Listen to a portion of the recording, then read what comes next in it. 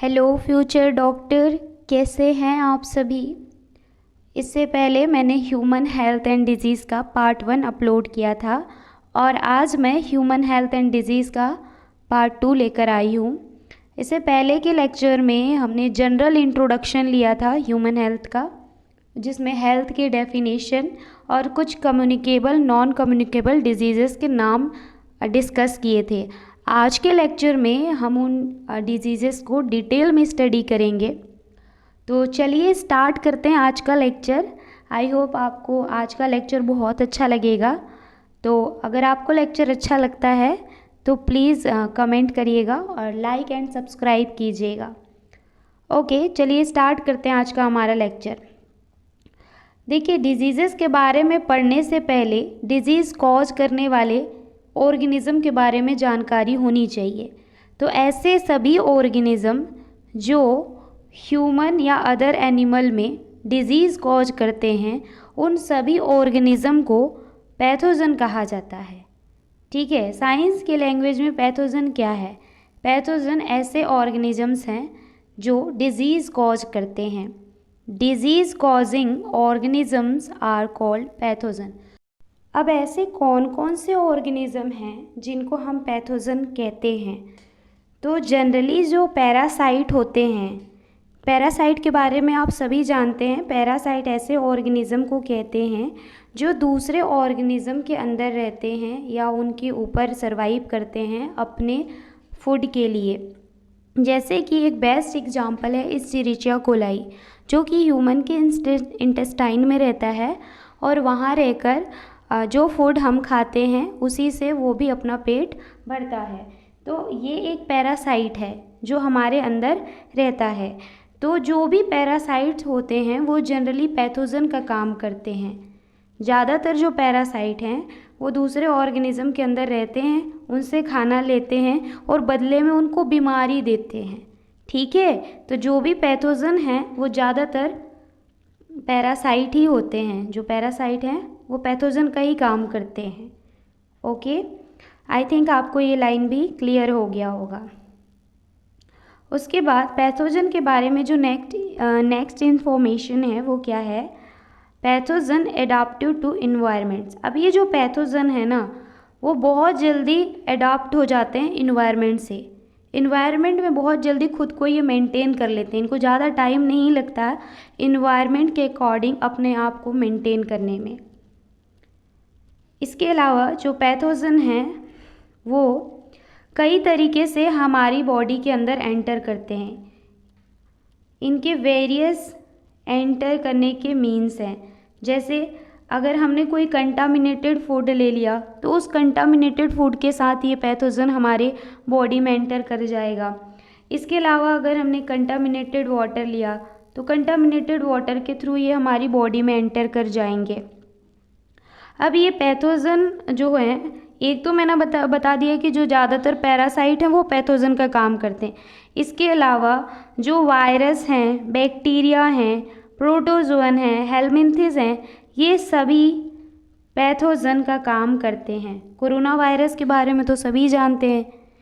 तो corona virus भी एक टाइप का क्या है? पैथोजन है, क्योंकि वो डिजीज़ कॉज करता है, बीमारी उत्पन्न करता है।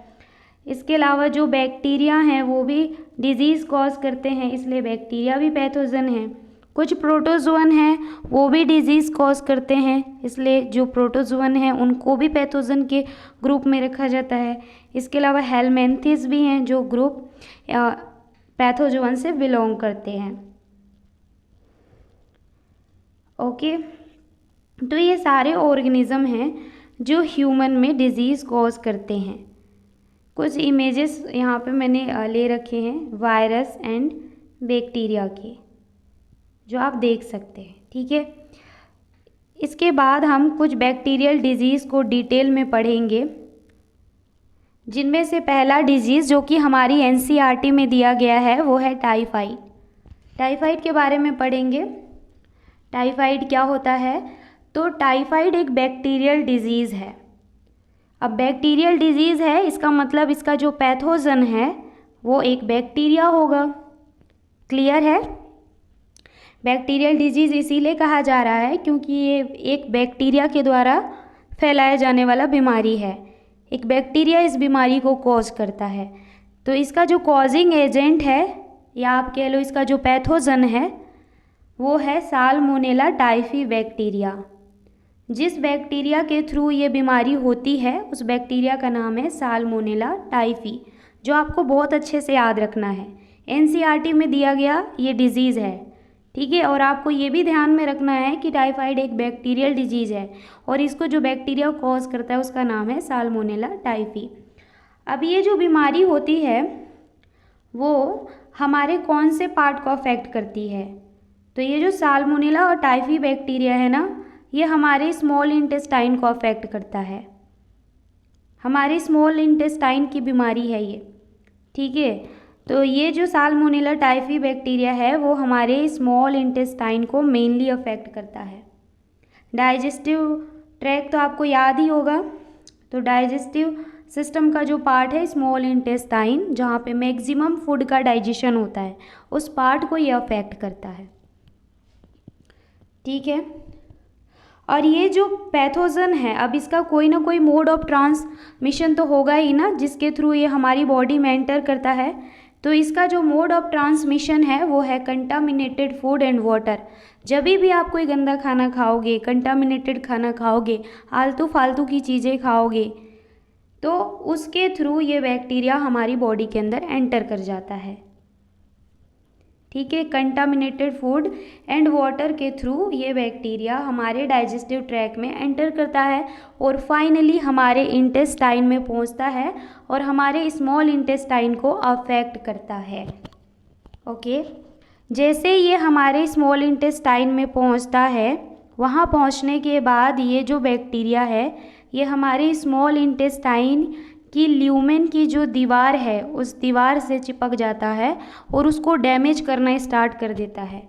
जैसे कि ये हमारा माउथ है और उसी के आगे का ये डाइजेस्टिव ट्रैक है। धीरे धीरे ये इसोफेगस से होते हुए स्टमक से आगे स्मॉल इंटेस्टाइन, जो कि हाईली कॉइल्ड पोर्शन होता है, स्मॉल इंटेस्टाइन से आगे आप लोगों को पता है लार्ज इंटेस्टाइन आ जाता है। एक रफ से डायग्राम में समझाती हूँ। अब आपने कोई कंटामिनेटेड खाना खाया, कोई भी कंटामिनेटेड फूड आपने लिया, वो माउथ के थ्रू आगे गई, आगे इसोफेगस को क्रॉस करते हुए, स्टमक को क्रॉस करते हुए फूड कहाँ पहुँच गया? स्मॉल इंटेस्टाइन में। और गंदे फूड के साथ आपके साथ ही साल्मोनेला टाइफी भी जा रहा है। साल्मोनेला टाइफी अब आपके स्मॉल इंटेस्टाइन में पहुँच गया फूड के साथ। जैसे ये यहाँ पे पहुँचेगा, इसकी स्मॉल इंटेस्टाइन की दीवार से वो चिपक जाएगा और दीवार से चिपकने के बाद वो उसकी दीवार में छोटे छोटे छाले बना देता है। क्या करने लगता है? दीवार को डैमेज करने लगता है, स्मॉल इंटेस्टाइन की दीवार को, जिससे दीवार में छोटे छोटे छाले बन जाते हैं। मीन्स ये इंटेस्टाइनल अल्सर कॉज कर देता है। बाद में धीरे धीरे जो बहुत ज़्यादा अल्सर कॉज कर देगा, बहुत ज़्यादा डैमेज कर देगा दीवार को, तो वहाँ पे क्या हो जाता है? इन्फ्लामेशन हो जाता है। मतलब ये जो पाइप है स्मॉल इंटेस्टाइन की, ये फूल जाती है, इसमें सूजन आ जाता है। अब जब सूजन आ जाएगा तो वहाँ पे बहुत तेज़ एब्डोमिनल पेन होने लगता है और इसी वजह से एक सिम्टम कॉज हो जाता है जिसको कहते हैं स्टमक पेन, जो कि आपके एनसीईआरटी में दिया गया है कि जब भी टाइफाइड होता है तो पर्सन में स्टमक पेन देखने को मिलता है, उसको स्टमक में पेन होता है। एक्चुअली में वो पेन कहाँ पे हो रहा है? स्मॉल इंटेस्टाइन वाले पोर्शन में हो रहा है, क्योंकि वहाँ पे बैक्टीरिया ने अल्सर बना दिया है, छाले बना दिए हैं, जिसकी वजह से वहाँ पे सूजन आ गई है, इन्फ्लामेशन आ गई है। बाद में जब ये प्रॉब्लम बहुत ज़्यादा बढ़ती है, जब यहाँ पे सूजन आ जाता है, तो सूजन आ जाने की वजह से आप सभी को पता है जो मैक्सिमम खाना होता है वो हमारा वो स्मॉल इंटेस्टाइन में ही ज़्यादा डाइजेस्ट होता है। अब जब स्मॉल इंटेस्टाइन में सूजन आ जाएगा तो फूड का अच्छे से डाइजेशन होगा नहीं, फूड अच्छे से पास होगा नहीं और जो भी स्टूल है वो भी आगे पास नहीं हो पाएगा। इस वजह से कॉन्स्टिपेशन का भी प्रॉब्लम हो जाएगा। तो जिस भी पर्सन को टाइफाइड होगा उस पर्सन में स्टमक पेन होगा, साथ ही उसमें कॉन्स्टिपेशन का प्रॉब्लम भी देखने को मिलेगा। ठीक है। अब जब कॉन्स्टिपेशन का प्रॉब्लम हो जाएगा तो पर्सन की भूख में भी कमी हो जाएगी, उसको भूख भी कम लगने लगेगा। मतलब साथ में एक और गिफ्ट मिल जाएगा कि उसको लॉस ऑफ एपेटाइट हो जाएगा, उसको भूख में कमी आ जाएगी, उसको कम भूख लगेगा। इसके अलावा जब भूख ही नहीं लगेगा, खाना ही नहीं खाएगा, तो वीकनेस भी आ जाएगा। तो ये सारे सिम्टम टाइफाइड में देखने को मिलते हैं। अब जब इतने सारे सिम्टम एक साथ आ जाएंगे तो उस पर्सन को बहुत तेज़ फीवर भी आता है। लगभग 39 to 40 डिग्री सेल्सियस का फीवर आता है टाइफाइड के अंतर्गत। ठीक है, तो चलिए अब हम टाइफाइड के जनरल सिम्टम जो कि हमारे एनसीईआरटी में दिया गया है उसको पढ़ लेते हैं। तो पहला सिम्टम तो इसमें क्या आएगा, सबसे पहले इसमें स्टमक पेन होगा, देन फिर कॉन्स्टिपेशन आ जाएगा, हेडेक होगा, वीकनेस होगा। इसके अलावा लॉस ऑफ एपेटाइटिस हो जाएगा। लॉस ऑफ एपेटाइटिस का मतलब भूख में कमी, भूख ना लगना। ये सारे सिम्टम टाइफाइड के पेशेंट में देखने को मिलेंगे। और सबसे मेन फीवर इसमें जो सबसे मेन लक्षण है वो है सनटेंटेड हाई फीवर। इसमें पर्सन को लगभग 39 to 40 डिग्री सेल्सियस का फीवर आता है। अब देखिए, अगर इस बीमारी का अच्छे से इलाज ना किया जाए और ये बैक्टीरिया आपके स्मॉल इंटेस्टाइन में ही बैठा है तो ये क्या कर देता है, धीरे धीरे स्मॉल इंटेस्टाइन की दीवार को इतना डैमेज कर देता है कि उसमें होल बना देता है, परफोरेशन कर देता है। तो अगर टाइफाइड का इलाज अच्छे से नहीं हुआ, ये बीमारी सीवियर केस तक पहुंच गई, तो सीवियर केस में क्या होगा कि जो स्मॉल इंटेस्टाइन है उसमें परफोरेशन हो जाएगा, जिसको बोलेंगे इंटेस्टाइनल परफोरेशन। बैक्टीरिया क्या करेगा, स्मॉल इंटेस्टाइन की दीवार में छेद बना देगा, परफोरेशन कर देगा। इसके अलावा सीवियर केस में पर्सन की डेथ भी हो जाती है, क्योंकि अब स्मॉल इंटेस्टाइन में उसने परफोरेट कर दिया, छेद बना दिया। अब खाना जो है वो बॉडी के अदर पार्ट्स में भी बाहर भी बिखरेगा, डाइजेस्टिव ट्रैक्ट के बाहर भी जाएगा, जिससे बहुत ज़्यादा प्रॉब्लम होगी और पर्सन की लास्टली क्या हो सकती है, डेथ भी हो सकती है। और आप लोगों को बहुत अच्छे से याद रखना है, इंटेस्टाइनल परफोरेशन एंड डेथ ये सीवियर केस हैं टाइफाइड के। जब टाइफाइड का अच्छे से इलाज नहीं होगा तब ये सिम्टम हमें देखने को मिलेंगे। अब हर एक जो भी बीमारी है उसका एक कन्फर्मेटरी टेस्ट होता है। कोई भी बीमारी है तो उसका पता करने के लिए एक टेस्ट होता है। तो अगर किसी पर्सन को टाइफाइड है और उसके सिम्टम हमें उसके अंदर दिख रहे हैं, टाइफाइड के लक्षण आदमी में हमें देखने को मिल रहे हैं और हम जानना चाहते हैं कि हाँ इस पर्सन को टाइफाइड ही है, ये कंफर्म करना चाहते हैं कि पर्सन को टाइफाइड ही है, तो इसके लिए एक टेस्ट होता है जिसको कहते हैं विडाल टेस्ट। अगर पर्सन का विडाल टेस्ट पॉजिटिव आया तो पर्सन को टाइफाइड है, और अगर पर्सन का विडाल टेस्ट नेगेटिव आया तो पर्सन को टाइफाइड नहीं है। तो ये क्वेश्चन में प्रीवियस ईयर में भी आ चुका है कि टाइफाइड का कन्फर्मेटरी टेस्ट क्या है। तो टाइफाइड का कन्फर्मेटरी टेस्ट है विडाल टेस्ट, जो आपको बहुत अच्छे से याद रखना है। ओके, और आपको इसके जो सिम्टम है वो भी बहुत अच्छे से याद रखना है। सीवियर केस के सिम्टम क्या हैं और नॉर्मल सिम्टम क्या हैं। इसके बाद एक, अब जैसे कि हमें पता है कि जो भी बैक्टीरियल डिजीज़ होते हैं उनके ट्रीटमेंट के लिए एंटीबायोटिक यूज़ किया जाता है। सो टाइफाइड भी एक बैक्टीरियल डिजीज़ है, तो इसके ट्रीटमेंट के लिए भी एंटीबायोटिक ही देंगे। ठीक है, क्वेश्चन में पूछ लेता है ये। तो टाइफाइड बैक्टीरियल डिजीज़ है तो इसके ट्रीटमेंट के लिए भी एंटीबायोटिक ही यूज करेंगे। ठीक है, अब टाइफाइड के प्रिवेंशन के लिए एक वैक्सीन भी दी जाती है। उस वैक्सीन का नाम वैसे एनसीईआरटी में नहीं दिया है, बट फिर भी मैं बता दे रही हूँ इन्फॉर्मेशन के लिए, आप याद रखिएगा। टैब वैक्सीन, ये जो टैब वैक्सीन है ये टाइफाइड के प्रिवेंशन के लिए दी जाती है। अब एक और इन्फॉर्मेशन टाइफाइड के बारे में एनसीईआरटी में दी गई है, उसको भी मैं बता देती हूँ। मैरी मेलन नाम की एक लेडी थी जो कि पेशे से एक कुक थी, ये खाना बनाती थी और ये टाइफाइड कैरियर थी। इनको टाइफाइड डिजीज़ था, और जैसे कि मैंने बताया टाइफाइड जो है वो कंटामिनेटेड फूड से फैलता है। तो ये खुद ही पेशे से एक कुक थी और ये जब भी खाना बनाती थी तो उसको कंटामिनेटेड कर देती थी। तो इस वजह से ये काफ़ी लोगों को टाइफाइड फैला चुकी थी। इस वजह से इनको टाइफाइड कैरियर कहा गया और इसी कारण से इनको एक यूनिक नाम दिया गया, टाइफाइड मैरी। तो याद रखिएगा, टाइफाइड मैरी मेलान को कहते हैं क्योंकि ये एक टाइफाइड कैरियर थी जिन्होंने काफ़ी सालों तक टाइफाइड बीमारी को फैलाया था लोगों तक। ठीक है, इसके बाद जो नेक्स्ट बैक्टीरियल डिजीज़ है वो है कॉलेरा। अब कॉलेरा क्या होता है? तो कॉलेरा भी एक बैक्टीरियल डिजीज़ है और इस डिज़ीज़ को जो बैक्टीरिया कॉज करता है, जिस बैक्टीरिया के द्वारा ये बीमारी उत्पन्न की जाती है, उसका नाम है विब्रियो कॉलेरी। इसका नाम आपको अच्छे से याद रखना है। कॉलेरा का कॉजिंग एजेंट, कॉजिंग पैथोजन है विब्रियो कॉलेरी, जो कि एक बैक्टीरिया है। टाइफाइड की तरह ये बीमारी भी कंटामिनेटेड फूड एंड वाटर से ही होता है। तो इसका मोड ऑफ ट्रांसमिशन भी याद रखिएगा।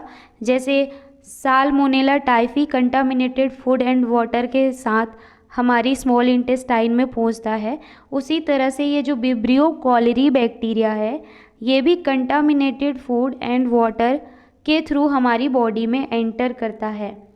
और कभी भी अगर किसी भी पर्सन को कॉलेरा हो जाए तो उसमें डायरिया का जो सिम्टम है वो मेनली दिखाई देता है। उसमें डायरिया जो है वो मेन सिम्टम है।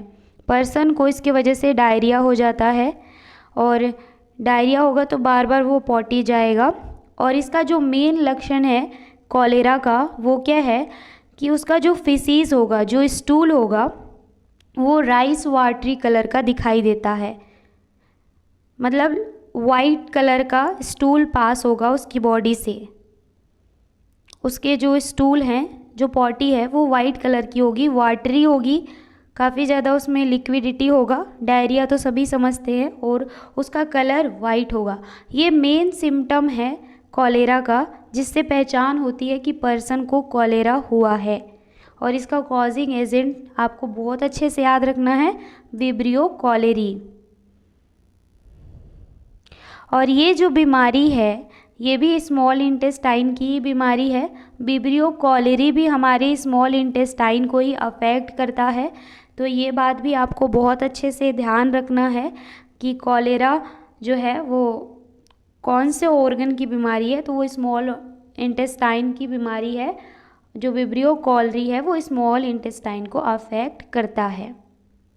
इसके कुछ और सिम्टम देखने को मिलते हैं राइस वाटरी फिशेस के अलावा, जैसे कि कॉलेरा में वोमिटिंग भी होता है, लेग जो है वो क्रैम्प हो जाते हैं, उनमें झंझनाहट आती है, क्रैम्प्स हो जाता है, और जो बीपी है, ब्लड प्रेशर है, वो लो हो जाता है पर्सन का, क्योंकि बार बार वो पॉटी जा रहा है, बार बार बॉडी से उसके स्टूल बाहर आ रहे हैं और बॉडी काफ़ी ज़्यादा डैमेज हो जाती है इसमें। इस वजह से उसके जो लेग हैं उनमें क्रैम्प्स आ जाता है, झंझनाहट होती है, अकड़न हो जाती है, और बीपी भी उसका लो हो जाता है, बार बार उसे वोमिटिंग आती है, वीकनेस, हेडेक, ये सारे और भी सिम्टम हैं कॉलेरा के। और जैसे कि कॉलेरा भी एक बैक्टीरियल डिजीज़ है तो इसका ट्रीटमेंट भी एंटीबायोटिक के थ्रू किया जाएगा। विब्रियो कॉलेरी का एंटीबायोटिक इन्हें दिया जाएगा। ठीक है, तो ये बात भी आपको बहुत अच्छे से याद रखना है। कॉलेरा के सिम्टम के कुछ फ्लो चार्ट मैंने यहाँ पे यूज़ किया है जो आप देख सकते हैं। जैसे कि मैंने बताया विब्रियो कॉलेरी किसको अफेक्ट करेगा, स्मॉल इंटेस्टाइन को। तो देखिए यहाँ पे विब्रियो कॉलेरी आपके स्मॉल इंटेस्टाइन में दिखाए गए हैं, जो आपकी स्मॉल इंटेस्टाइन को अफेक्ट कर रहे हैं, जिससे क्या होगा कि डिहाइड्रेशन हो जाएगी बॉडी में। क्यों? क्योंकि बार बार वो पॉटी जाएगा, वाटरी स्टूल पास करेगा बॉडी से, जिसकी वजह से उसकी बॉडी में वाटर की कमी हो जाएगी, क्योंकि सारा वाटर तो वो बाहर निकाल दे रहा है पॉटी के साथ। इस वजह से उसकी बॉडी में डिहाइड्रेशन हो जाएगा, वोमिटिंग तो होगी ही होगी। और ये सब किससे फैलते हैं ये बीमारियां? कंटामिनेटेड फूड एंड वाटर से।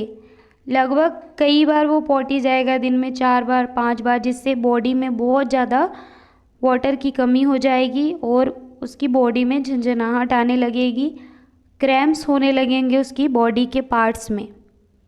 ओके, तो ये सारे सिम्टम आप अच्छे से याद रखिएगा। मेन सिम्टम तो इसका यही है, राइस वाटरी स्टूल, कॉलेरा का। इसके बाद जो नेक्स्ट बैक्टीरियल डिजीज़ है जो कि एनसीईआरटी में भी दिया गया है वो है निमोनिया। निमोनिया क्या है? तो निमोनिया भी एक बैक्टीरियल डिजीज़ है और इसका जो कॉजिंग एजेंट बैक्टीरिया है वो 2 बैक्टीरिया हैं। 2 बैक्टीरिया निमोनिया कॉज करते हैं। जो पहली बैक्टीरिया का नाम है वो है स्ट्रेप्टोकोकस निमोनी और दूसरा है हीमोफिलस इन्फ्लुएंजा। ये 2 बैक्टीरिया हैं जो कि निमोनिया कॉज करते हैं ह्यूमन में। ये जो निमोनिया है, ये निमोनिया जो है वो हमारे लंग्स की बीमारी है, ठीक है। ये इसमें जो पैथोजन है वो हमारे लंग्स को अफेक्ट करता है और लंग्स के भी जो मेन पार्ट है एल्वियोलाई, जहाँ पे गैसेस एक्सचेंज होता है, उस पार्ट को ये अफेक्ट करता है।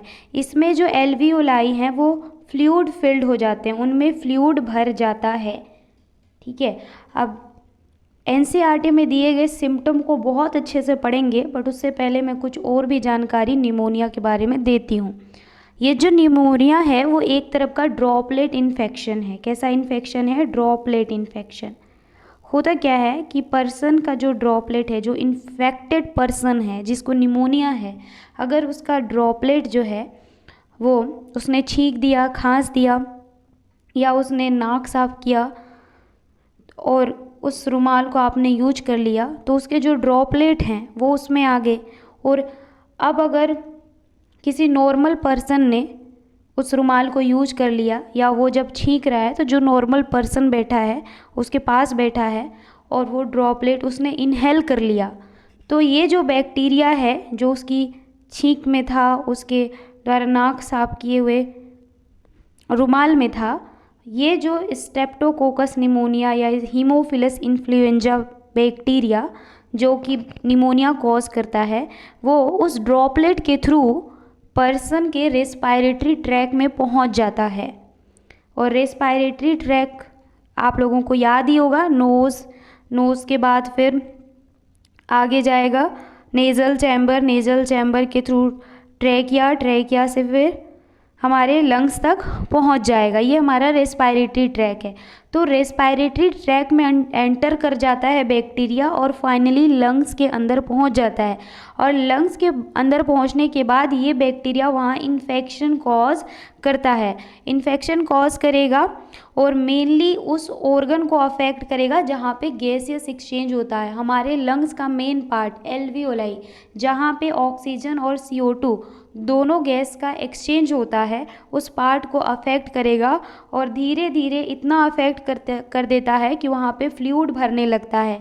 और जैसे ही हमारी एल्वियोलाई में फ्लूइड भरने लगेगा, जो पेशेंट है उसकी ब्रीथिंग में प्रॉब्लम आने लगेगी, क्योंकि जब एल्वियोलाई में फ्लूइड भरेगा तो फ्लूइड भरने से जो एल्वियोलाई के अंदर का सरफेस एरिया है वो सरफेस एरिया क्या हो जाएगा? कम हो जाएगा। जब सरफेस एरिया कम हो जाएगा तो गैसियस एक्सचेंज अच्छे से नहीं हो पाएगा, जिससे बॉडी में ऑक्सीजन का ट्रांसपोर्ट रुक जाएगा, ऑक्सीजन का प्रॉपर ट्रांसपोर्ट नहीं होगा।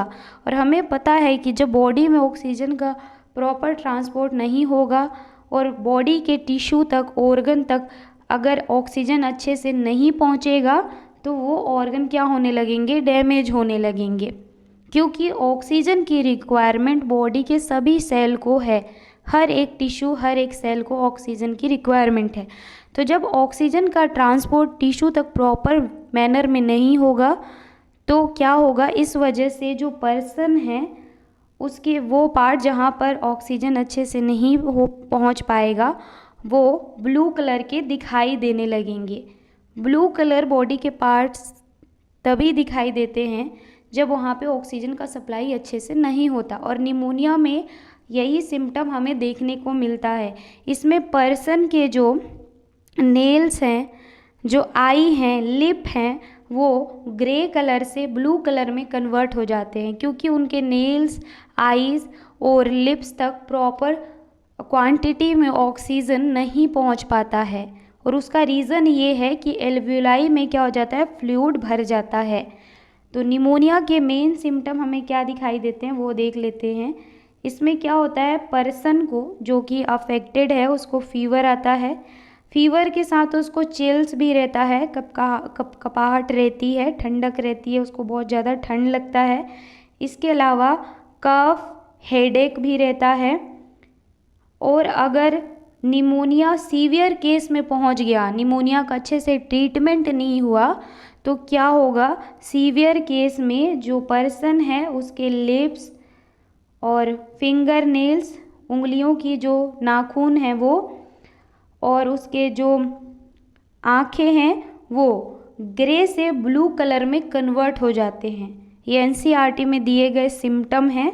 और सीवियर केस का जो सिम्टम है वो सभी बीमारियों के आपको बहुत अच्छे से याद रखने हैं। निमोनिया का सीवियर केस का सिम्टम क्या है कि the lips and finger nails में turn grey to bluish in colour. इसमें लिप्स, फिंगर नेल्स जो है वो ग्रे कलर से ब्लू कलर में कन्वर्ट हो जाते हैं। और उसका रीज़न मैंने बता दिया, क्योंकि ऑक्सीजन का ट्रांसपोर्ट अच्छे से नहीं हो पाता है। और ऑक्सीजन का ट्रांसपोर्ट अच्छे से इसलिए नहीं हो पाता क्योंकि एल्वियोलाई में अब क्या भर गया है, फ्लूइड भर गया है, वहाँ का सरफेस एरिया कम हो गया है, जिससे गैसियस एक्सचेंज अच्छे से नहीं हो पा रहा है। अब यहाँ पे एक फ्लो चार्ट भी मैंने लिया है जिसमें आप देख सकते हैं। ये देखिए, ट्रैकिया के थ्रू धीरे धीरे वो जो पैथोजन है वो कहाँ पहुँचा, लंग्स में। और लंग्स में पहुँचने के बाद लंग्स के अंदर जो एयर शैक होते हैं जिनको हम बोलते हैं एल्वियोलाई, उन एल्वियोलाई को क्या करने लगता है, डैमेज। और डैमेज करके वहाँ पे क्या भर देता है, फ्लूइड। इस वाले डायग्राम में जो नीचे दिखा रखा है इसमें आप देख सकते हैं, यहाँ पे पहले जब नॉर्मल था पर्सन, जब पर्सन को निमोनिया नहीं था, तब इसके एयर शैक को देखिए, इसके एयर शैक खाली हैं, यहाँ पे कोई भी फ्लूइड नहीं है। लेकिन जैसे ही पर्सन को निमोनिया का बैक्टीरिया अफेक्ट करता है तो उसके एल्वियोलाई जो हैं, उसकी जो कैविटी है वहाँ पे क्या भर जाता है, फ्लूइड भर जाता है। यहाँ पे देखिए, यहाँ पे फ्लूइड भर गया है। इसके अलावा जो एल्वियोलाई की दीवार है उनमें इन्फ्लामेशन भी हो जाता है। बैक्टीरिया इतना अफेक्ट कर देता है एल्वियोलाई को कि उसकी दीवार में सूजन आ जाता है, उसकी दीवार फूल जाती है, और साथ में वहाँ पे क्या भर जाता है, फ्लूइड भर जाता है। तो ये निमोनिया के मेन सिम्टम हैं जो आपको याद रखने हैं। एक तो निमोनिया जो है वो लंग्स के एल्वियोलाई की बीमारी है, और इसमें मेनली क्या होता है, एल्वियोलाई में फ्लूइड भर जाता है, और सीवियर केस में क्या हो जाता है, फिंगर नेल्स और जो हमारी आई हैं वो क्या हो जाती हैं, ग्रे से ब्लू कलर की हो जाती हैं। ओके, इसके बाद निमोनिया के बाद जो हमारी नेक्स्ट डिजीज़ है वो है लेप्रोसी। लेप्रोसी भी एक बैक्टीरियल डिजीज़ ही है, और ये लेप्रोसी अब तो इंडिया में बहुत कम हो गया है, अब ज़्यादा देखने को ये बीमारी नहीं मिलती है। बट एक टाइम पे ये लेप्रोसी बहुत फेमस डिजीज़ थी, बहुत चर्चे में थी ये डिजीज़, ठीक है। और इसका जो कॉजिंग एजेंट बैक्टीरिया है उसका नाम है माइक्रोबैक्टीरियम लेप्री। तो आपको याद रखना है, लेप्रोसी का कॉजिंग एजेंट, कॉजिंग पैथोजन जो बैक्टीरिया है उसका नाम है माइक्रोबैक्टीरियम लेप्री। इस लेप्रोसी का एक और नाम भी है, आप चाहें तो याद रख सकते हैं। लेप्रोसी को हैंसन्स डिजीज़ भी कहते हैं, आप चाहें तो याद रखिएगा, हैंसन्स डिजीज़, ठीक है, हैंसन्स डिजीज़ भी कहते हैं लेप्रोसी को। लेप्रोसी को लगभग सभी लोग जानते हैं। लेप्रोसी कुष्ठ रोग है जो कि एक टाइम पे इंडिया में बहुत ज़्यादा फैला था, लोग इससे बहुत ज़्यादा प्रभावित थे इस बीमारी से। आज तो बहुत सारे संस्थान बनाए गए हैं कुष्ठ रोगियों के लिए, जहाँ पे कुष्ठ रोगियों को रखा जाता है और उनका ट्रीटमेंट किया जाता है। ये जो लेप्रोसी है वो एक तरह का कोरियोनिक डिसऑर्डर है। इस बीमारी को अपना प्रभाव दिखाने में बहुत ज़्यादा टाइम लगता है। लगभग 4-5 साल में ये पता चल पाता है कि पर्सन को लेप्रोसी हुआ है, कोरियोनिक डिसऑर्डर है।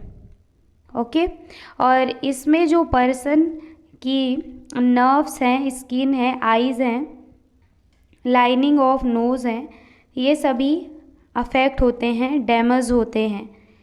ये जो बैक्टीरिया है माइक्रोबैक्टीरियम लेप्री, इसका जो इंक्यूबेशन पीरियड है वो 3 से 5 साल का है।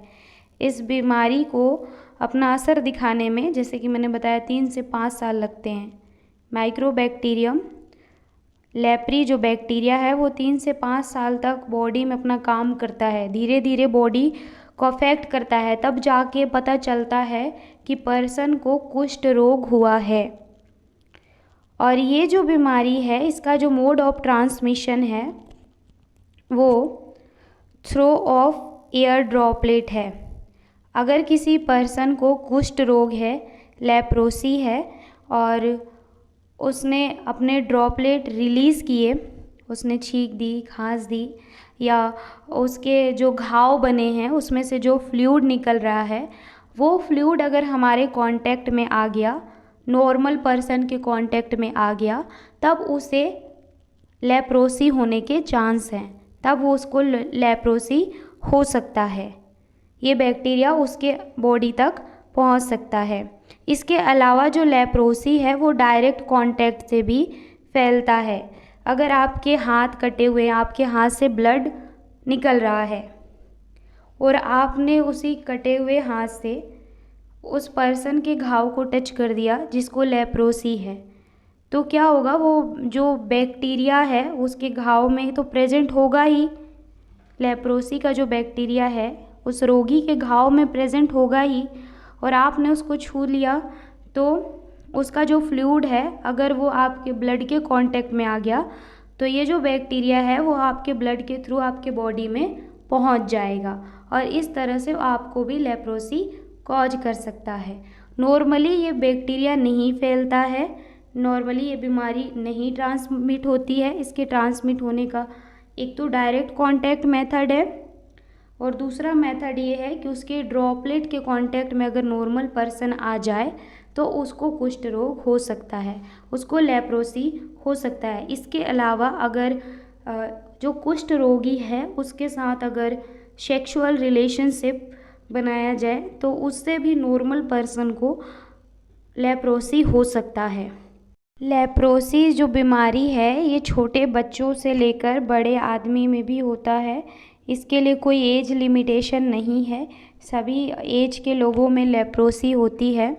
और इसमें हमारी बॉडी के जिन पार्ट का तापमान अदर पार्ट से कम होता है, जैसे कि हमारी स्किन, नसें, आँखें, नाक, कान, इन हिस्सों पर इस बीमारी का प्रभाव ज़्यादा देखा जाता है।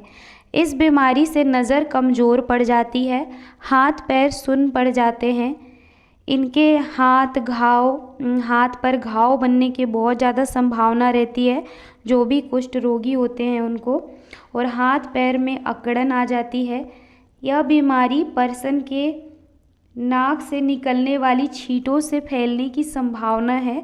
अगर पर्सन के नाक से छींटें निकल रही हैं और उसको किसी नॉर्मल पर्सन ने जिसको बीमारी नहीं है उसने इनहेल कर लिया तो उसके वो छींटों के द्वारा वो जो बैक्टीरिया है वो नॉर्मल पर्सन तक पहुंच जाएगा और नॉर्मल पर्सन में भी कुष्ठ रोग कॉज करेगा, लेप्रोसी कॉज करेगा। इस बीमारी का इलाज 1 साल तक चलता है, दवाइयाँ दी जाती हैं और इसमें पूरी संभावना रहती है कि इंसान ठीक हो जाएगा।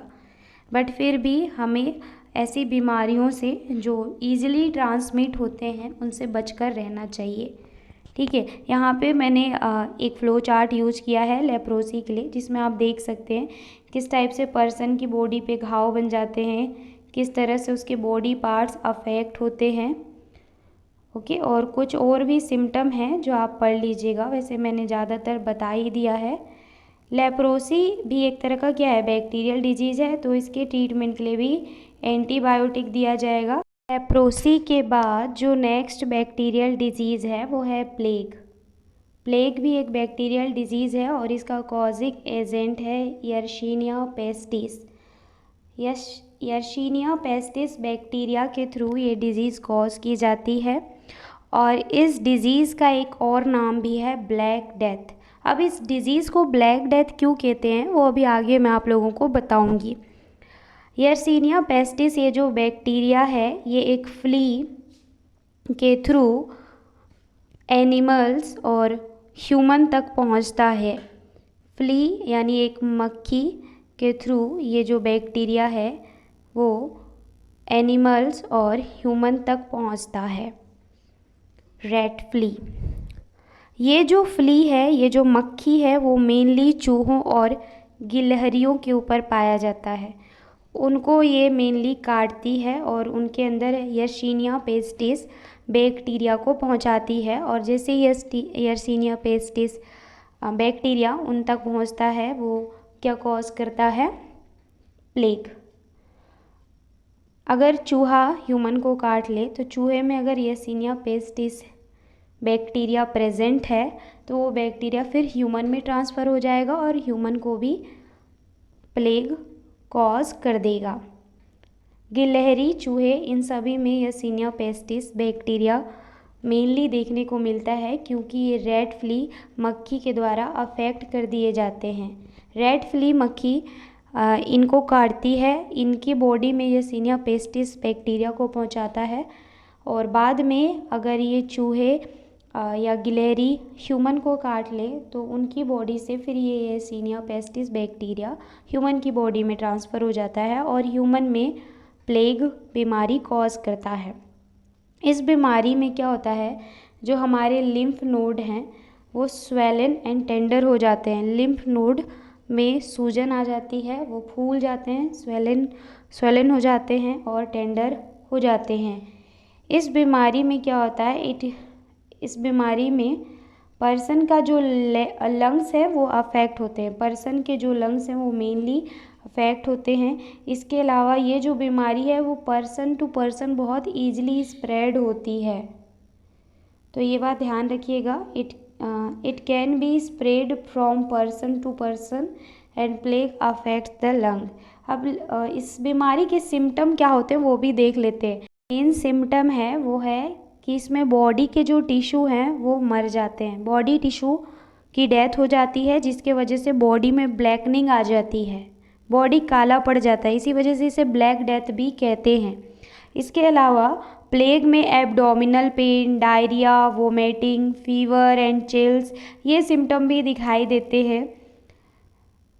प्लेग में ब्लीडिंग होती है हमारे माउथ, नोज़ एंड रेक्टम में, अंडर स्किन ब्लीडिंग होती है और हेडेक, वीकनेस ये भी प्लेग के सिम्टम्स हैं।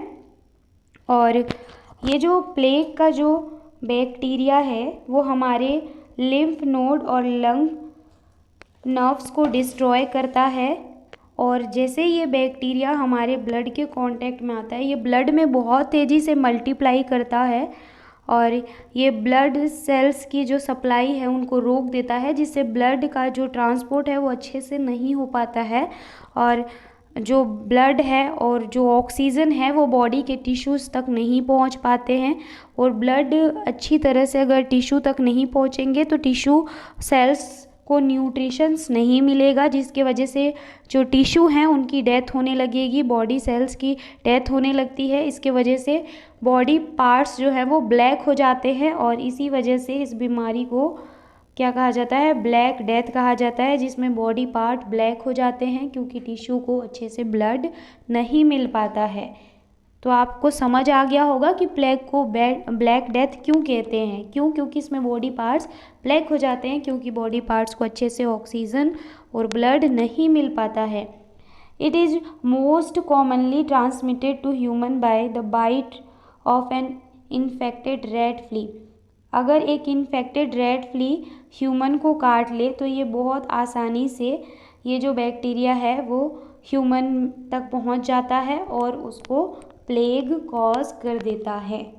ठीक है, रेड फ्ली क्या है, रेड फ्ली एक मक्खी है। मेनली जो रेड फ्ली है वो जो रोटेंडस है लाइक रेट और गिलहरी इनको अफेक्ट करता है, इनको काटती है। लेकिन अगर कभी ये ह्यूमन को डायरेक्ट काट ले तो बहुत जल्दी ह्यूमन में क्या हो जाता है, प्लेग कॉज हो जाता है। क्योंकि रेड फ्ली के अंदर क्या होता है, उसके पास क्या होता है, बैक्टीरिया होता है, यर्सीनिया पेस्टिस। और रेड फ्ली अगर ह्यूमन को काटेगी तो डायरेक्ट यर्सीनिया पेस्टिस को ह्यूमन में भेज देगी और ह्यूमन को क्या हो जाएगा, प्लेग हो जाएगा। तो ये बात आपको याद रखना है, रेड फ्ली के डायरेक्ट काटने से क्या हो जाएगा, ट्रांसमिट हो जाता है यर्सीनिया पेस्टिस और ह्यूमन को कॉज हो जाता है प्लेग। यहाँ पे एक फ्लो चार्ट के थ्रू ये डायग्राम भी समझाया गया है। जैसे कि मैंने बताया कि रेड फ्ली अगर चूहे को काट रही है तो चूहे के पास क्या है, यर्सीनिया पेस्टिस बैक्टीरिया है, और ये चूहा फिर आपके फूड को अफेक्ट करेगा, आपके ड्रिंकिंग वाटर को अफेक्ट करेगा, या फिर ह्यूमन को डायरेक्टली बाइट कर ले तो वो उसको क्या करेगा, रेड फ्ली के थ्रू जो बैक्टीरिया चूहे को मिला है वो बैक्टीरिया फिर वो ह्यूमन को कॉज कर देगा, और ह्यूमन से फिर वो बैक्टीरिया उसके ब्लड में तेज़ी से मल्टीप्लाई होगा और बाकी अपनी प्रोसेस करेगा और ह्यूमन में प्लेग कॉज कर देगा। और इस तरह से ह्यूमन के बॉडी पार्ट्स ब्लैक होने लगेंगे और धीरे धीरे पर्सन का अगर अच्छे से ट्रीटमेंट ना हो तो पर्सन की डेथ हो जाती है। इस वजह से इस बीमारी को ब्लैक डेथ भी कहते हैं। अगर रैट नहीं काट रहा है, तो अगर डायरेक्ट रेड फ्ली काट रही है तो रेड फ्ली अगर डायरेक्ट ह्यूमन को बाइट कर ले तो भी जो बैक्टीरिया यर्सीनिया पेस्टिस है वो ह्यूमन तक पहुंच जाएगा और प्लेग कॉज करेगा। तो आई होप आपको आज का लेक्चर अच्छा लगा होगा, और अगर आपको लेक्चर अच्छा लगा है तो वीडियो को लाइक करिएगा। आज के लेक्चर में हमने सारे बैक्टीरियल डिजीज़ जो एनसीईआरटी में दिए गए हैं उनको भी डिस्कस किया, और ऐसे डिजीज़ जो एनसीईआरटी में नहीं दिए गए हैं बट इनडायरेक्टली पूछ लिए जाते हैं क्वेश्चन में, उनको भी मैंने डिस्कस किया है।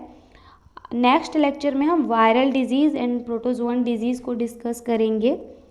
So thank you so much for watching my videos.